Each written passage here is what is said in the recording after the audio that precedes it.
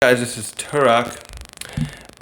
So I'm going over the last chapter of One Piece, and I started rereading what happened. So the last chapter of One Piece. Like that? No, that's on the camera. In the last chapter of One Piece, we got to do a flashback from Dr. Vegapunk's point of view. We finally met the man himself after like 10 years, probably. I heard someone say since we heard about him. Hold on a second. So from Vegapunk's point of view, we saw him talk to the Straw Hats about what happened at Ohara.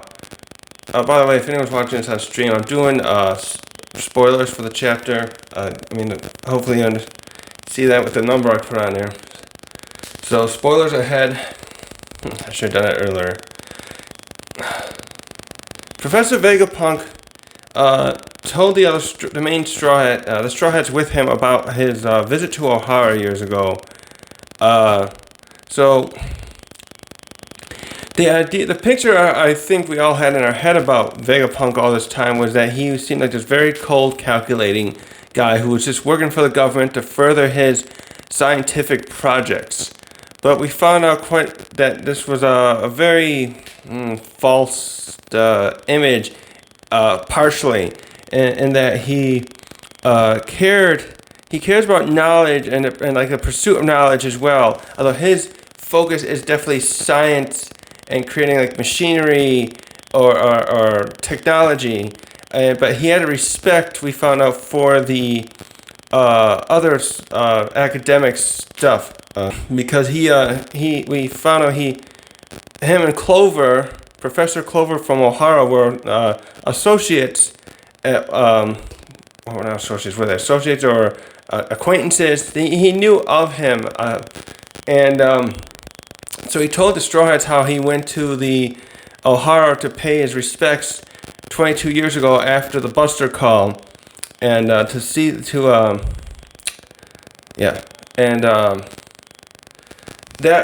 we got an interesting flashback there about how this inspired Dragon, Luffy's dad, as well. And one moment, I'm trying to get this off of here. How do I just go? No. I don't need to be watching this right here, do I? Just put this over here. This was looking... Come on. Anyways. So I was going over before I started recording the flashback of Nico Robins. To get more... I wanted to see more about Clover again and his last... days before he was unfortunately executed. And I did see some interesting tidbits that I had forgotten about, because it's been about 4 years since I'd read that chapter. I started reading it, One Piece again, back in, it's been 4 years. And I forgot how much, first of all,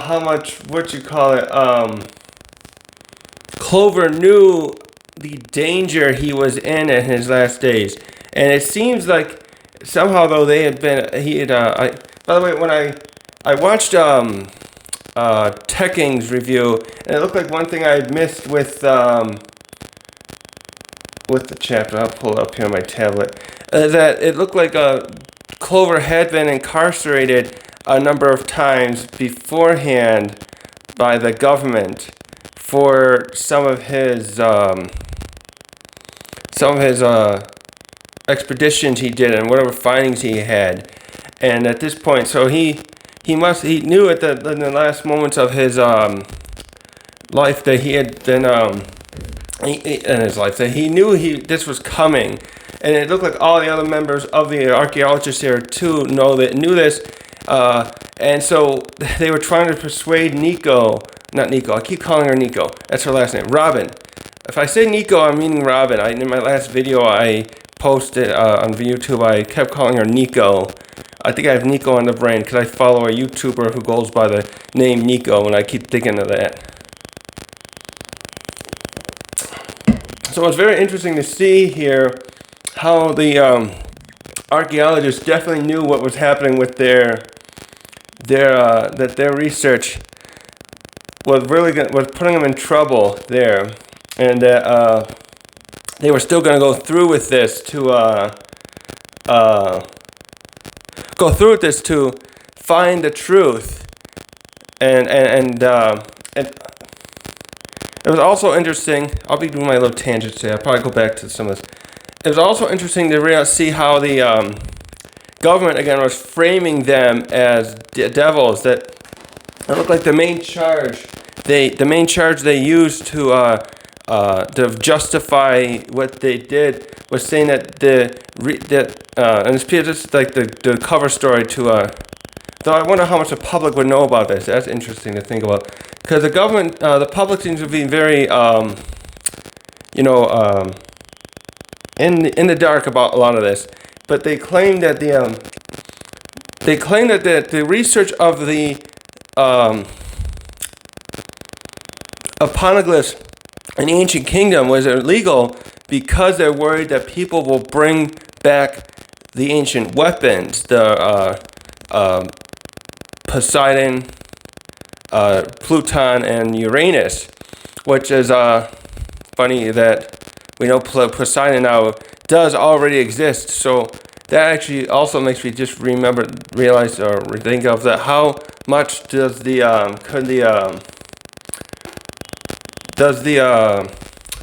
government know about the possibility that a Poseidon would come back so soon? I guess. What is this? Go like that. No, just keep it there. Sorry about that. So what else was I going to say? Oh yes, I was trying to, one other thing I wanted to go over today in the video was I was trying to think about what so we don't know for sure if Enie Sama is, so we have a lot of questions about Enie Sama and what his whether or not he's some kind of special being, if he's immortal. But I'm going with the theory at this time that he's possibly is immortal. He's been around a long time, and the celestial dragons know nothing about his existence anymore. That maybe he faked his death, and only the Gorosei still know he's around. But so what I was wondering though too is what I wanted to get into is what did Enie or whoever aligned. So the cut back of what I'm trying to get to. The in the chapter here, in the last chapter, Stalker Vegapunk tells them how there was an alliance of 20 nations that formed together to fight the ancient kingdom. And we still don't know if this ancient kingdom was actually bad or good. All we know for sure is that they fought this nation and won. But there was obviously this ancient kingdom, by the way, must have been tough as nails. It had quite an array of resources, and maybe they had the other ancient weapons. When I refer to them ancient weapons here, I'm referring to not Poseidon at this point. I'm thinking of Pluton and Uranus because we suspect they might be actual weapons of war machines. And we know Poseidon is not that. Not in the same context. So yes, what I was trying to get at is I'm wondering what Enie Sama or whoever led the 20 nations, what they have done to convince the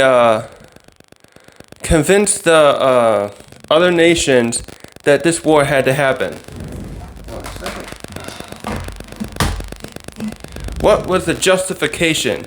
If you know anything about history, or if you've seen some stuff with recent stuff, you know there's usually some kind of defining incident or something that will cause a war to start. Like Let's do World War II for a good example. Many people may know the Adolf Hitler, who took over Germany in the 30s. Well, not his just what he did. What did. What I'm getting at, he invades Poland. And then, what did he invade? I'm sorry. So at some point, I'm rusty on my history apparently. At some point, he starts invading other countries enough where France and Britain basically were forced to declare war on him and start World War II. And so I'm thinking of stuff like that.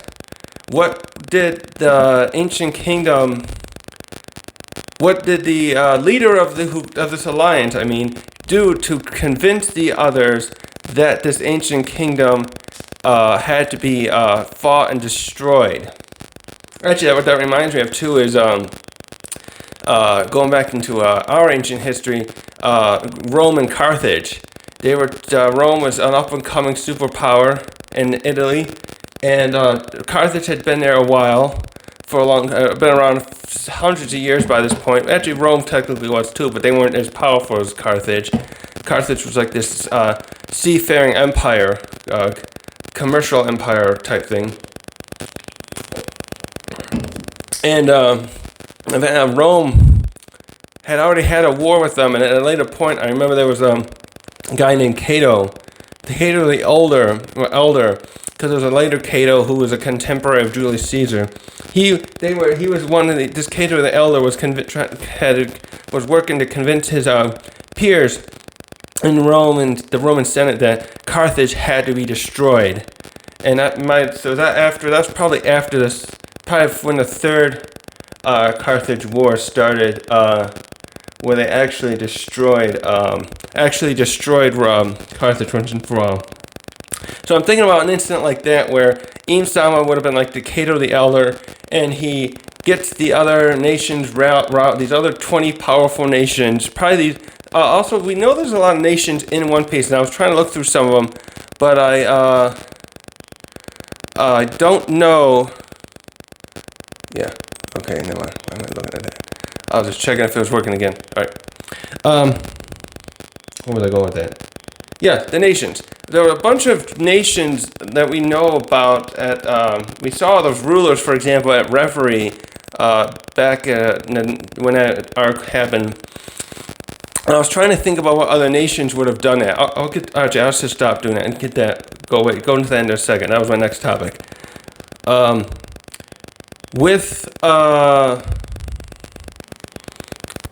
Yes, justification. What justification could have Sama? Is that just I'm gonna just say I'm gonna say myself. Would have used to convince these other nations that the ancient kingdom had to go down. Now, given that he had, whoever did this, did this, had to get 20 nations to take on one. I'm thinking that that would have probably used some other kind of justification to say like the ancient kingdom was full of injustice, that they treated their citizens poorly, stuff like they did to Kuma, probably did with Kuma, where they got him kicked out of whatever his was it the Sorbet kingdom he ruled? Oh, what if Sorbet? No. Anyway, so what I'm imagining that the real reason that the ancient kingdom was probably declared war upon was because they were just such a superpower that wanted to get rid of them and take over. He thought they had too much of perhaps a monopoly over the world in some capacity. And he just thought something malicious, basically, as I'm getting at, I suspect is the real reason that this war happened. Because the others came out on top. The 20 nations came out on top eventually, as we saw, and they created their own central government, but you can see by their way they're running it that they're trying to, with the empty throne especially, that they're trying to imply the idea that we are all equal. And they got the Reverie with the 50 top nations or so that are under it, being on a table. They're doing the round table thing where everyone's equal. I suspect That's the message they want to imply. Two, because they probably wanted to make out that the ancient kingdom was somehow horrible, and that it seems to me that's part of the reason. Could be part of the reason why they don't want people like Clover or Nico Robins' mother Olivia. They were after people like them to stop them from finding out, because the truth, probably written in those many of the other poneglyphs, or the other poneglyphs that have the history written on them, probably tells the true story. Well, maybe that's what that is for. Maybe the poneglyphs are written by people who are associated with the ancient kingdom, and they told what was really happening before, what kind of nation the ancient kingdom would have been, what they stood for, the prosperous things they brought to the world, perhaps. And this is how we were defamed by the other 20 nations that were probably just jealous of us. Or some of them were jealous, and other ones were pulled in again for proposed injustices. So I was also trying to look at the nations that are... Oh, do I still have them listed here? I was trying to think what other nations would have been involved, but I don't have enough information here to really help. The hard part, actually, I was realizing was we know two nations for sure that must have been part of that alliance, and that would be Dressrosa and Alabasta, because we know Doflamingo, he used to be his family used to rule there, and they became celestial dragons. So all the celestial dragons are the ones we have now are descendants of the 20 leaders, and for some reason they saw fit to not rule their nations anymore afterward. Maybe the intention was that they would rule from the Rizwa, work together as like maybe they had their own round table back then to discuss matters of how to run their new central world government that was gonna take the place of the old order. The ancient kingdom maybe kind of was the ruler before, and so that happened. Maybe that was how it went for a while, but they just obviously, as we've seen, they became their descendants have become quite decadent and hands off of all matters now. It's the Gorosei and Enie who are running things, with plus these other nations of that, like we see what Reverie and other ones out there have their own monarchs or mayors or whatever taking care of local matters. But shoot, where was I just going with that? Since the Doflamingo, the celestial dragons are up there ruling, it was interesting that in Dressrosa's case, because Doflamingo's family, the Don Quixote family, ruling there, I was thinking about this in context with Lord of the Rings. If ever anyone's seen the Lord of the Rings, you know that Aragorn is the last descendant of a proper ruling family that should be king or queens of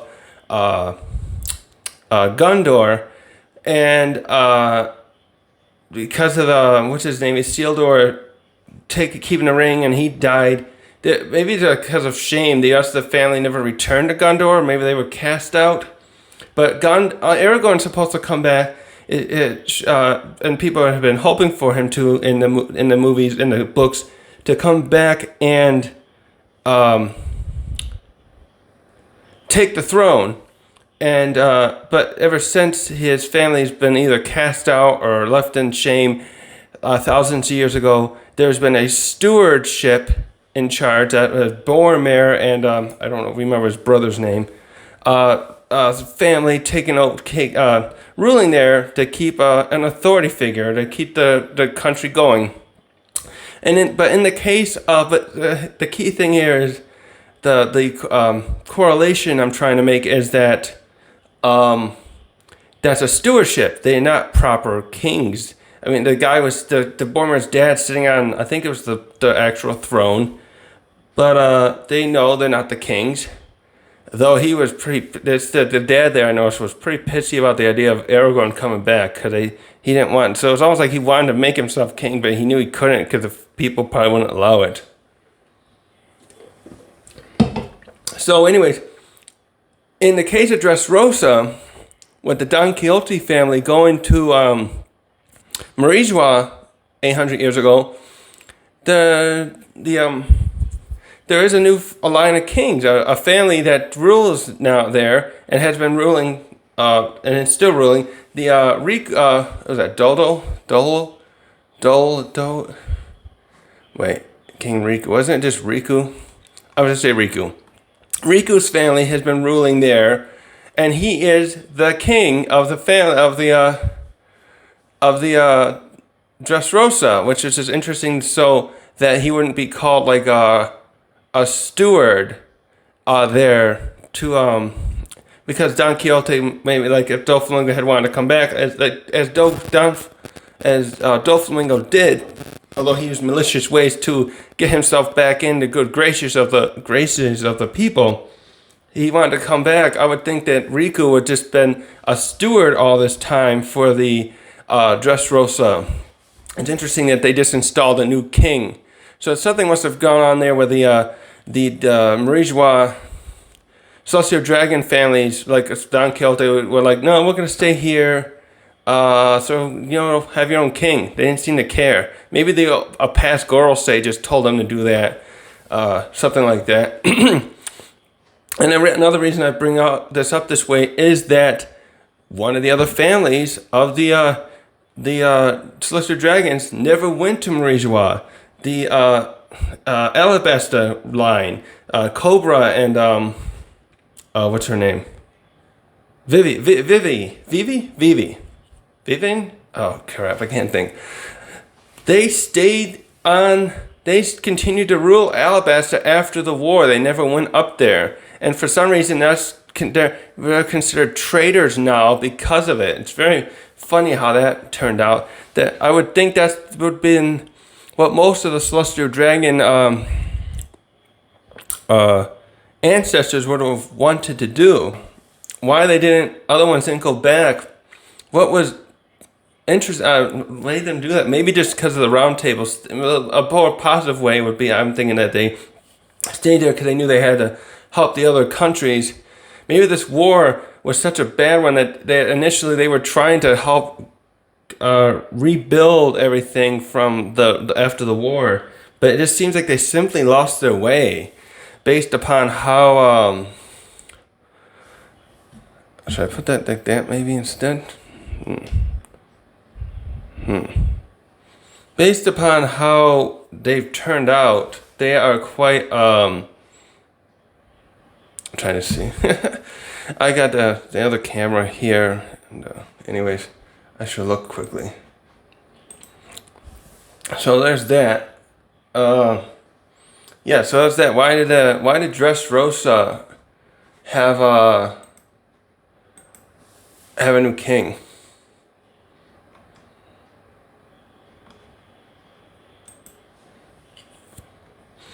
Let's see, what was the other thing I wanted to go over? So those are two ones, my main ones. So at a later time, I want to look at the rest of these nations again that were at Reverie. I'm trying to think of like which ones would be the most influential ones that could have been part of the war back then.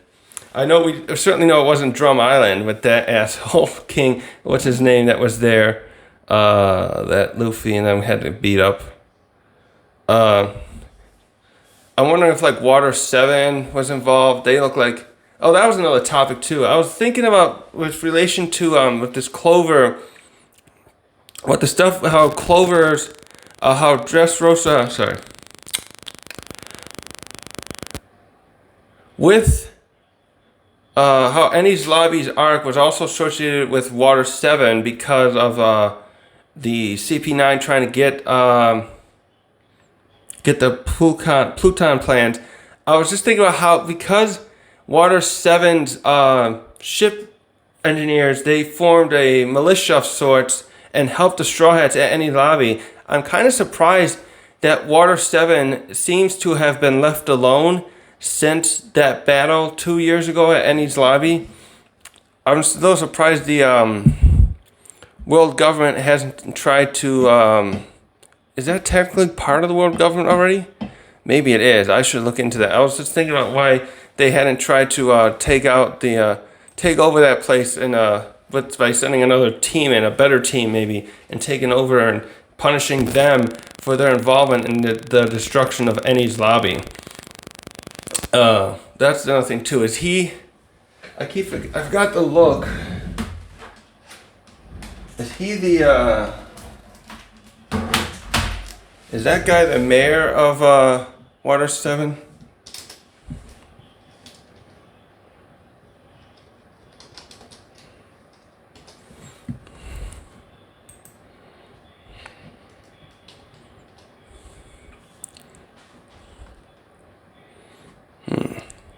We know that shipwrights, maybe they were involved in a war one way side or the other though, because they would have maybe they were building stuff for the one side or the other back then.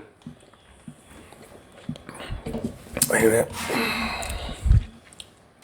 This must work better.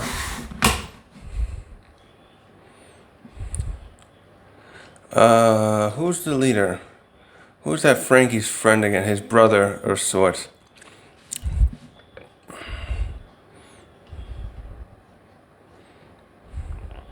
Iceberg. Is he the mayor? Yeah, he's just the mayor. So they don't have a king. It's interesting that that's probably one of the only nations I can think of here that they've shown so far that doesn't have a monarch installed or in charge of the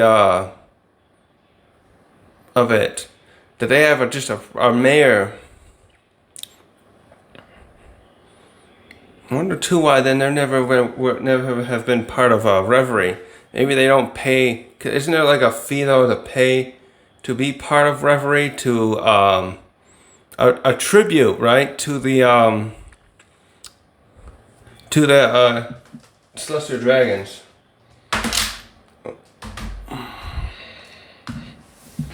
So what was next? So yeah, there was more on. Oh yeah, another thing I wanted to bring up was interesting. When I was reading I was just reading before I started the Nico Robins flashback again, and I noticed something about what's his name? How do you say? Saul, the giant Saul. We found out he is probably in Elbaf now, protecting the library of books that were salvaged from O'Hara.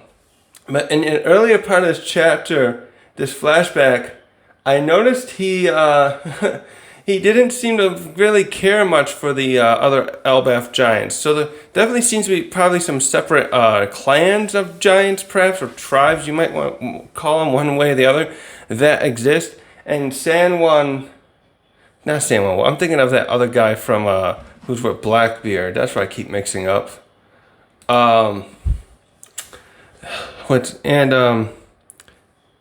Right, is his Saul? Let me make sure I get his name right. Come on. What's here? Yeah, he says to Robin, I'm not like those warfaring, I'm paraphrasing actually, warfaring giants. I'm not those barbarians. Don't associate me with them. So he doesn't seem to think much of them at that time, but we found out he must have got some of them to help him recover the books. So he did know of them and maybe have contact with them. But it was funny that he did not, when he came to talking to Robin about when she first met him, and he wanted to clarify to her that he wasn't the same as them. So he called himself, he said like there are gentle giants out there. So that's interesting that he was, that he wanted to make that clarification to somebody else who doesn't know much about giants. By the way, too, when I was looking at Clover, I was looking at that flashback about Clover and when he was on a ship. I forgot that he also has his hair in the back of his head shaped like a clover. I forgot how Oda did that. That was cute. And yeah, it's interesting here too, that somehow they seemed here to have been on this island, the island of Hora, and had been evading detection of the government for some time here. I wonder how they did that when he'd been supposedly incarcerated most of the before. So if he had got let off or escaped, he must have I'm surprised they wouldn't have been someone tailing him all this time. I was thinking for a second before I read this that maybe there was a rat in there, someone who told the others, the government, where they were. But the way this presented it, it's like they had been trying to find him again, but they had evaded detection somehow. Him and his associates here, because there was a bunch of them here too that that were all there, and they all been working together to solve the poneglyph language and figure out the history. And that's also interesting with that. The next step to go with that is how Olivia, Nico's Robin's mother, how she. I'm wondering if she or her parents maybe had been with Clover in his earlier days of researching this, and now she's just she's gone further. She's out there now, like he used to, it seems, to go out there and find other stuff. Maybe I think the way they Vegapunks did it, that they how he said it? I'll find it. The way he mentioned it, it was like that I guess what Clover did differently than what Olivia did was looking for the he was just looking for manuscripts and books, it looks like, back then. And now Robin's mother must have been searching for the poneglyphs themselves, I suspect, along with that research group she was part of that got captured by the government in that flashback. So what was I saying? Oh yeah, so I wonder if Olivia's parents were part of this Clover's original group to let's see if I can find it. Yeah, there's Saul. Is that his name again? Wait, I keep getting his name right. I gotta make sure. Hold on. Yeah, Saul. Yeah, Jaguar or something. His last name is. I'll look in a second. So where was that? Oh yeah, here's that picture. Yeah, that's right. Yeah, so Clover was looking for text when he started his going after this, trying to create this find out about the ancient kingdom. His expeditions were about the text and not the poneglyphs at the time. But actually, he must have eventually found out about the poneglyphs, because he does when he talks to the Gorosei or so here. He's tells them about how he found them out, and he's trying to figure out what they mean. So what else?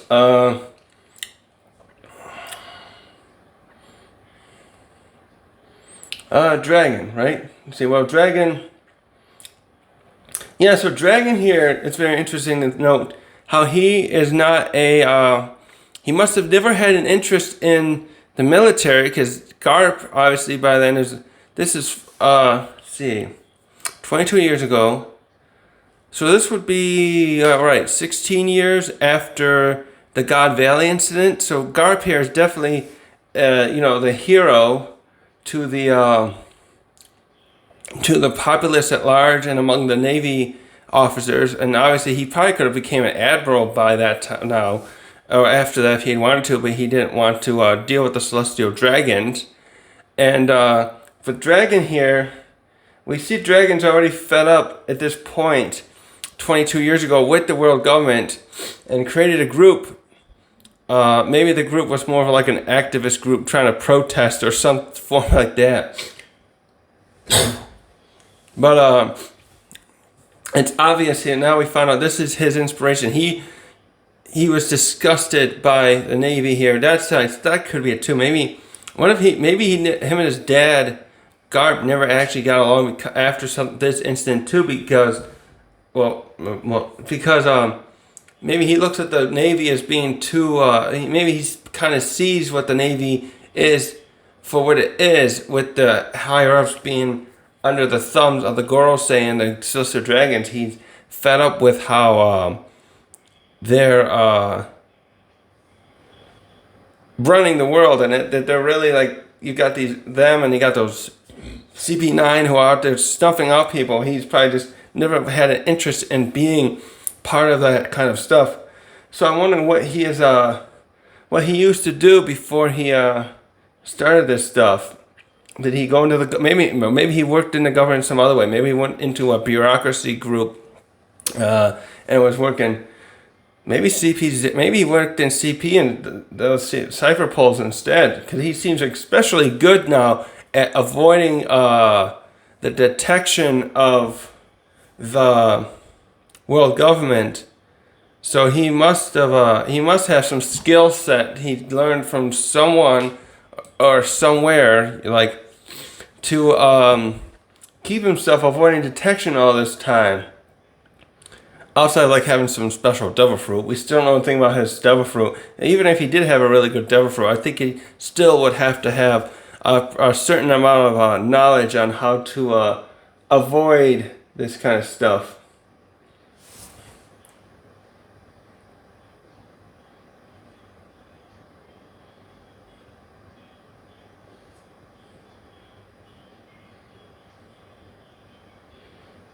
What was I going to go over next?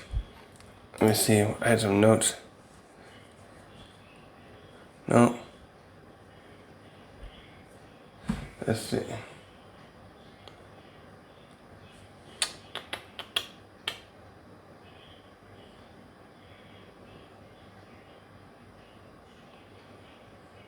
Also, I just was thinking, they show these giants of Elbath on pulling out books, but I don't think we've ever once seen what kind of ships they sail. Just imagine how big those things must be out there in the sea. Unless they have some other means of transport that's not actually on the sea. But let's just go with the sea for a second. How big a ship must be like that, traversing the world to handle a crew of giants getting around like that. And especially one that had to be big there to take all those books. Mm-hmm.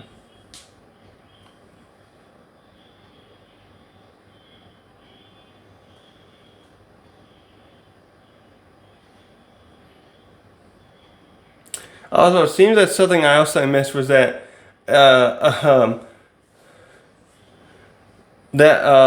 Quasar, that Vegapunk here, when he was going up to Luffy, when they first see him in the present, the Stella body, the main guy, he had warped there, and I didn't realize that. I thought maybe he was sliding out of something there by the machine, but no, he had teleported there apparently to meet Luffy. So it also goes in still with what I'm thinking. I thought in another video about how it's probably so that he's thinking about that he thinks Luffy and Dragon are working together, and that Luffy's come here to talk to him, get a message to him, or well, no, that's interesting. Actually, that brings up a topic. No, the main Vegapunk, he comes out here and he's like, "Oh, you're Dragon's boy. I knew you'd come." But a couple chapters ago, it looks like Dragon was talking to this other satellite, Stalker.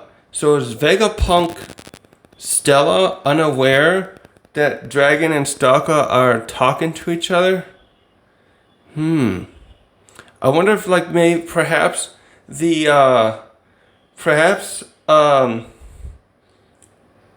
Vegapunk, Stella, and Dragon have not really been in contact all this time. Primarily, I would think because of Vegapunk is already he's already yeah, what do you call it? Got himself, knows he's risking it going to talk to, going to Elbath to find, look at that library, but, especially if they find out what that library will contain. But he probably, what I'm getting at, what probably has been avoiding talking to Dragon, because of he's an associate, he's a contractor basically. Vegapunk's like an independent contractor, I think would be the term we use here, with the government, making stuff for them, getting funding for them and such. So he has to be careful associating with Dragon. But it's interesting then that the Stalker one seems to be contacting Dragon to tell him stuff what's going on. So if something's up there, it looks like that the Stalker is trying to communicate Dragon about something. So maybe Dragon's hoping that they can make stuff that will help him in his war effort against the government. I could see that being the case. So that would be interesting to see what's going on ahead. If Stalker and Stella Vegapunk have like a falling out because of this association that Stalker's been secretly doing, perhaps with Dragon, to keep this line of communication open.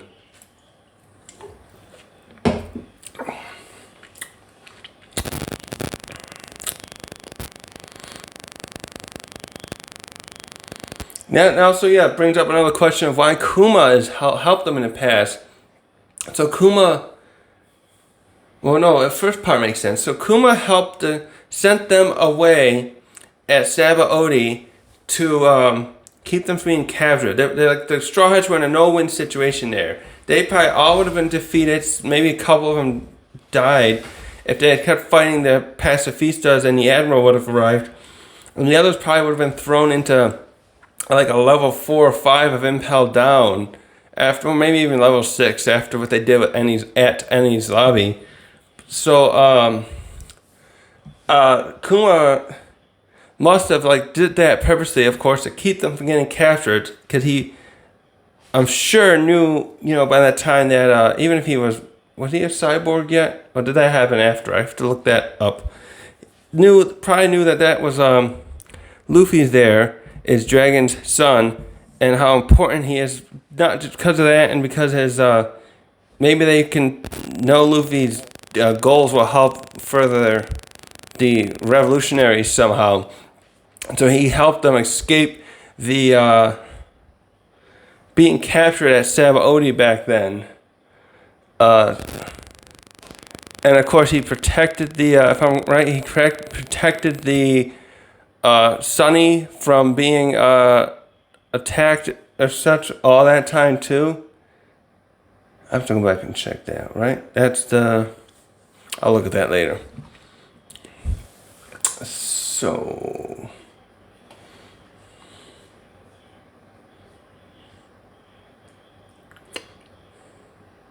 oh yes, Usopp. I was laughing at Usopp a bit. He's upset that that Stalker is telling them about this stuff, the ancient history stuff, and he's upset because he doesn't want to be killed, obviously, but it's almost as if he's not realizing, like, you're already gone too. I'm thinking you've already gone too far, bud. You're part of one of the most notorious pirate crews in the world, who has the Yonko status. You helped at Enie's lobby to destroy it. Wearing that mask isn't gonna fool the government. Well, I don't know. Maybe they moved a little bit, because look what they did with Sanji's poster. But it's like knowing this stuff is not gonna. Not knowing this stuff will not improve any chances yet. You're gonna be. Well, maybe he thinks it will. He's probably hoping. Maybe he's hoping if he got captured, they would just throw him into Impel Down instead of trying to kill him. But I'm thinking they probably would anyways after Enie's lobby. I don't think your chances will be improved by not knowing this stuff that Stalker is telling you if you get captured or in a fight with with Cipher Pols or other navies in the future, because the crew you're on and the incidents you've partaken in. I thought he was being a little too worried about knowing this stuff, and of course he's part of the crew looking for the One Piece. Like, what if Rayleigh had told him, for example, where the One Piece is? Where the One Piece was? When he talked with them 2 years ago, wouldn't that have? I would think that would have put just as big of a target onto their head as if knowing this knowledge would. It would not be any different if he knew where the One Piece is, the island, because I'm sure with everyone knowing about it, I'm sure it has something to do with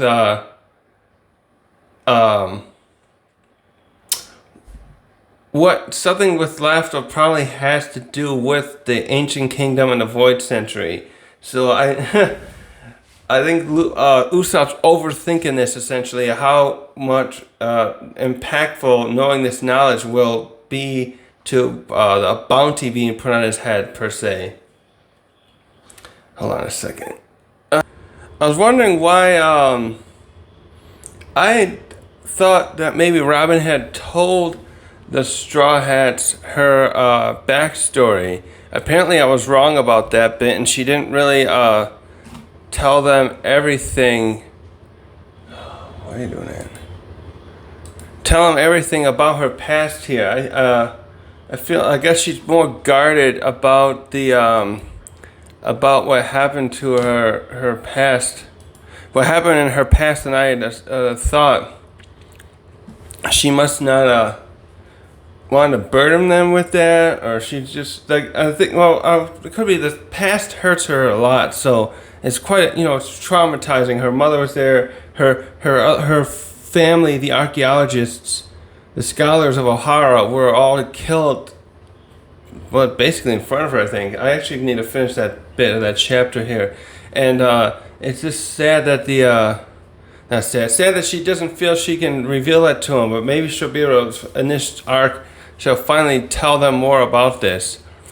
And on that note, too, she's been with the Dragon group all this time, if I understand correctly. So why wouldn't she? I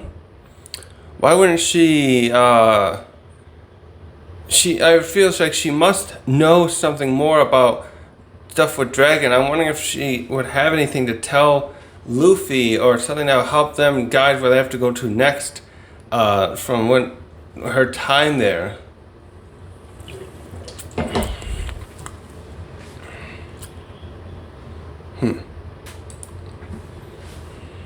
So I was finishing up the chapter of the Nico Robins back story, and I knew that brings up some interesting points. So Saul, yes, the point of Saul. So Saul, I forgot, he was a vice admiral. I remember hearing that from watching some of Tekking's videos, but I'd forgotten. So he was a vice admiral, and when this Buster Call thing was being prepared to go after Ohara, they had it all set up. Sengoku here is in the flashback, it's part of it. He wanted Saul to be one of the vice admirals in charge of it. He gave him a chance to do this. This is very interesting to me, mostly because one thing I want to really get to is I wonder if Sengoku and Kuzan regret that they listened to these orders almost, especially Sengoku, because it looks like Kuzan at the end, because Kuzan helps Nico escape, Robin escape. He must have started realizing that this wasn't the China justice he wanted to be a part of when he joined the Marines. Similar to how Garp is. Garp stays too. They probably all, like Garp, probably stayed because they're trying to do some good in a large organization, but it's funny that he would become an admiral, though. And Garp stoutly and repeatedly, I think, refused to ever be promoted above a vice admiral. So anyways, yeah, Saul here knew about what's gonna happen. He was questioning it here, and Sengoku even shuts him down about like, don't question this stuff, just do what you're told. This is for justice. And Saul, of course, must have he helped Olivia escape because I think they captured. Was he part of the crew that captures Olivia's expedition? I gotta recheck that. I think that's what this was saying. He helped capture that thing, and the others. His crew starts destroying the boat and killing him, and he ordered them to stop. And that's probably why maybe he went to Sengoku first to talk to him about why this was so necessary to act this vicious, basically, against the expedition crew. Let's see.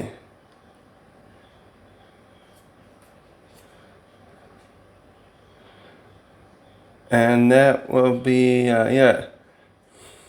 Because he even questions Kuzan too later, Saul, like, well, is this what you wanted?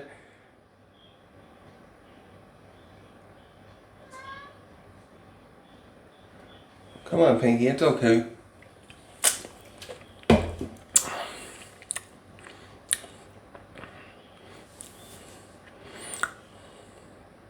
Saul really sealed his fate here, too, because when she grabs one of the pirate ships I saw here, and he's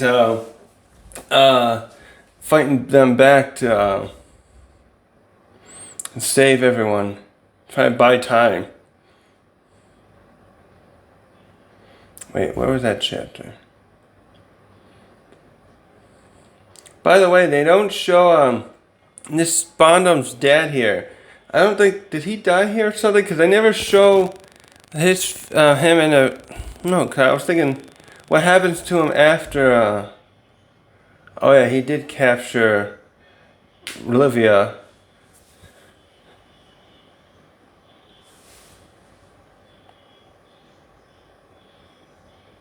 Right, when he's confronting Sengoku here, Saul was like, I want proof that they're evil. I'm not gonna just go blindly on the government's orders.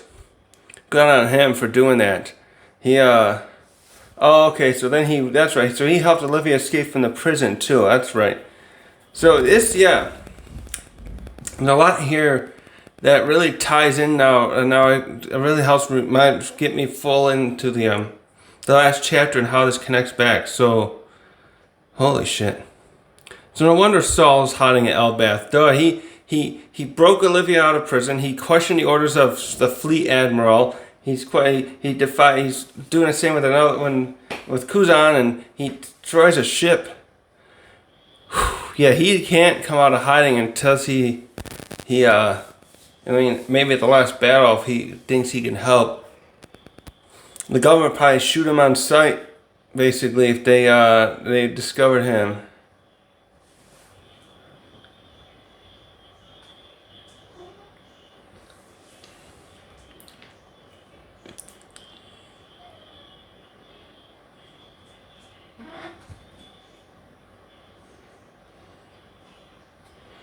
This is such a sad state of affairs this was.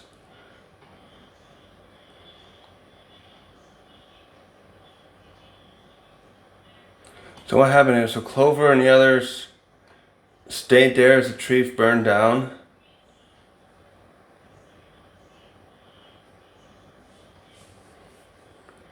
Okay, yeah, that's for Kuzan. So Kuzan's Saul's words must have really affected Kuzan there. That's why he lets Robin go and helps her.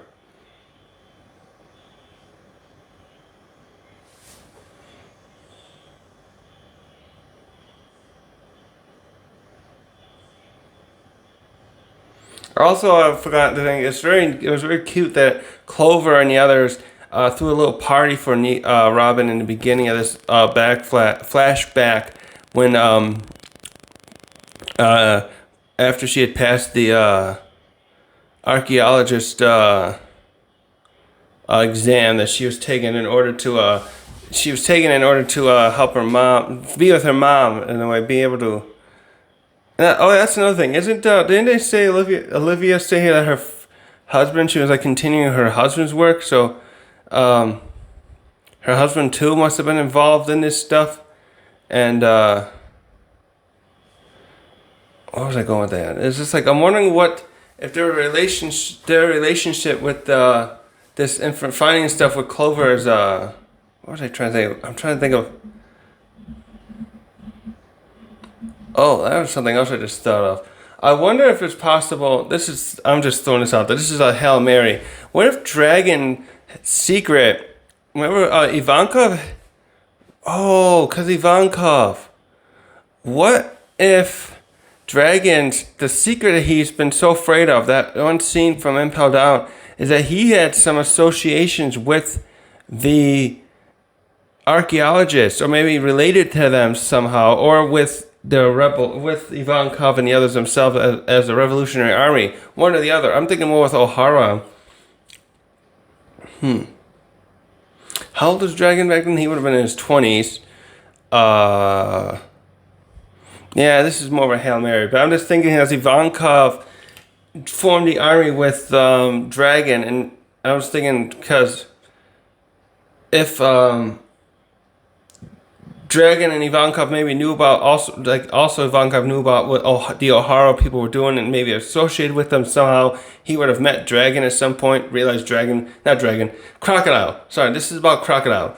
I'm trying to think about if Crocodile could have had some association with this group. Something that would have what if he was someone basically that cared about this kind of stuff? It was into this this seeking of knowledge from the ancient history, but due to seeing his family die who were killed here or something like that, he turned to piracy. He turned his back on this, maybe for his own protection, or to what was I going with that? To just forget about it. Yeah, to hide away from this and not be part of it anymore. And when he became a warlord, he knew if this would ever brought up, and if anyone ever found this out, being a warlord wouldn't protect him. The government would have killed him right away, because he would be associated with this group that they had to kill him right away. And which makes sense. What was I saying? Pinky, it's too cold out. Which makes sense that he would not want this to come out now too, because just imagine like if the price on his head now is over what's his bounty now? Over 2 billion berries. Just think of his bounty. They found out he's associated with either revolutionaries or the O'Hara academics. He would have his price. They probably wouldn't even bother with the bounty. They'd be sending probably an admiral after him right away, or CP0, someone to have that to just snuff him out. Lickety split. I'm saying that wrong. So, by the way, this will be a nice reunion. If Saul and Robin have a reunion, it would be very cute. We can see that the last time they meet, when she sees him, she was imitating his laugh. That was quite cute.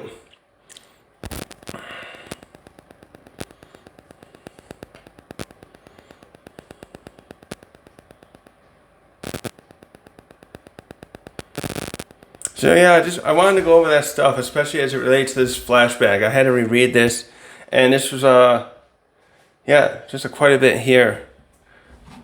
So I'll probably just end this video. Oh, some chat. Oh, hi.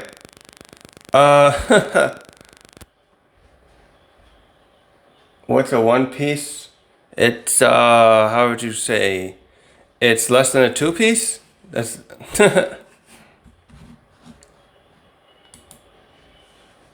it's just we don't know what the one pieces are. Oh, come on, stop taking me to this. Every time I want to go make sure my thing's still working, it takes me to another person's stuff. Yes, can I manage the stream? Thank you.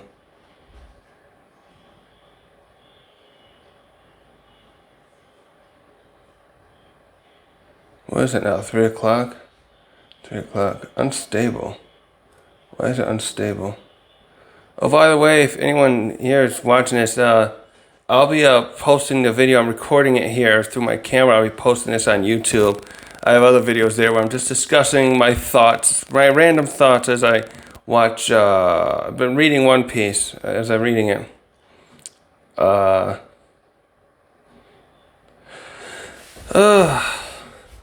don't know. I think that's all I got today. I just was trying to go over this.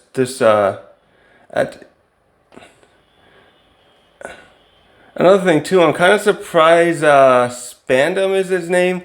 I'm kind of surprised he still wanted to work with, if he would recommend his son working with this group, because it looked like he almost got killed by the Buster Call. Once it started, like, and him and his men were still on the island, Ohara there, and it looked like they almost got blown up by some of the cannon fire. I'm a little surprised he didn't warn his son, like, maybe he warned him, but would have, like, persuaded his son to not join into this stuff anymore. It's now you're expendable too, essentially. As I'm sure Spandam. That's something too. Spandam's even still here. I gotta stop. He must have gotten some trouble for the what happened at Enie's lobby, even if he did pin some of it on Rob Lucci and the other officers there, agents. I'm just wondering if he's still working there, and if we'll ever see him again. Did they show him in that one cover story? Maybe they didn't, but what was I saying about it? Yes, I wonder if his dad even. Oh, that was another question too. I was thinking about earlier, these agents, these Cipher Pol Agents, can they, depending on like their, let's call it like a clearance level, they probably don't know that much. In those spy movies, I'm thinking about spy movies and how much these officers, agents often know in their job. Are they allowed to retire safely and, you know, have a little cottage somewhere in the West Blue or the East Blue to retire nicely, or are they, depending on how much the government thinks they know, just killed by another agent when it looks like they want to leave, or maybe if they leave, if there is something like this, maybe the government would say, yeah, you can retire, but no one actually ever does who's a high-level Cipher agent in the field like this. Maybe they're always like, yeah, we'll let you go, says your boss. Hey, he's retiring. Order that guy. Oh, we have a new agent who needs to be learn what it means to be part of it. Have him kill Mr. Retiree over here. Maybe there's something like that going on. I cannot see, especially someone like Spandam or his dad, who know about this Ohara stuff and understand some of it, maybe know more about it than they should, would be allowed to retire. Kind of like with Sengoku. We don't know if Sengoku could be retired. He's just been demoted to some special staff officer position.